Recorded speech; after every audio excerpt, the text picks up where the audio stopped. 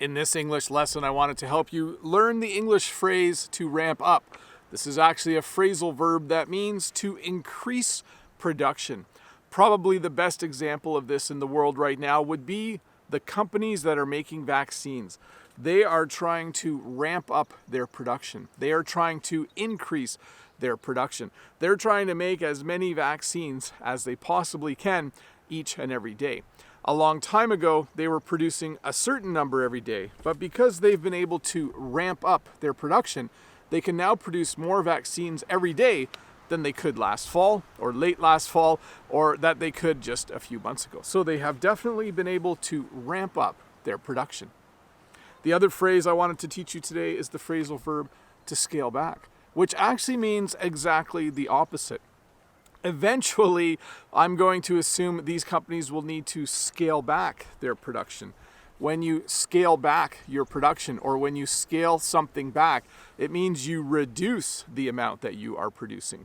For Jen and I here on the farm, just to review, in the spring and summer, we ramp up our production of flowers.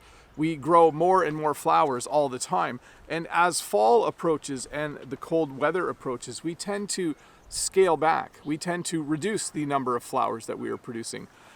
Actually, we don't choose to scale back. The weather just sort of causes that to happen. So again, to review quickly, to ramp up means to increase the production of something, and to scale back means to reduce the production of something. Now, this doesn't always have to do with producing things. You could ramp up the amount of exercise you're doing every week. You could scale back the amount of exercise you're doing every week. So it does, both phrases do apply in other situations as well. But hey, let's look at a comment from a previous video. This comment is from Mode Eggs, and it's from the lesson where I talked about cracking a joke, and his response or his comment is this. He cracked a smile, then cracked a joke thinking it'd crack the audience up. Unfortunately, nobody laughed, and he instantly realized his joke is not all it's cracked up to be.